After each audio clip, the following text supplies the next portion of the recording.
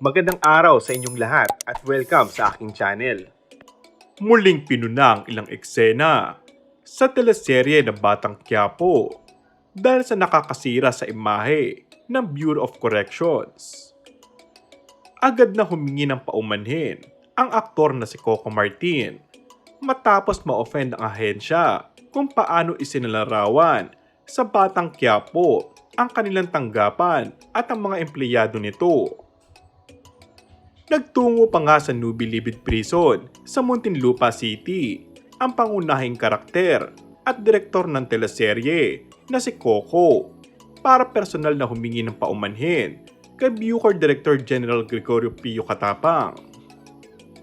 Ayon sa ulat ng politiko, nakipagkita sina Coco, Mark Lapid, pati na ang ABS-CBN Chief Operating Officer na si Cory Vidanes. Sinabi ng aktor na wala silang intensyon na manira o makasakit. Saad naman ni Bucor Chief Katapang, nais niyang ipakita sa Batang Quiapo na ang mabuti lagi magwawagi laban sa kasamaan.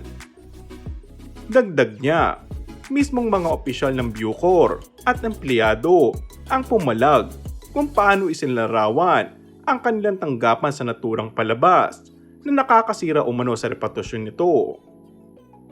Hiniling naman ni Lapid kay Katapang na bigyan sila ng hanggang Disyembre para maitama ang mga inirereklamong eksena sa loob ng correction agency.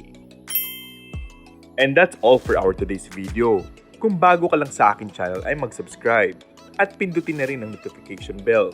Maraming salamat!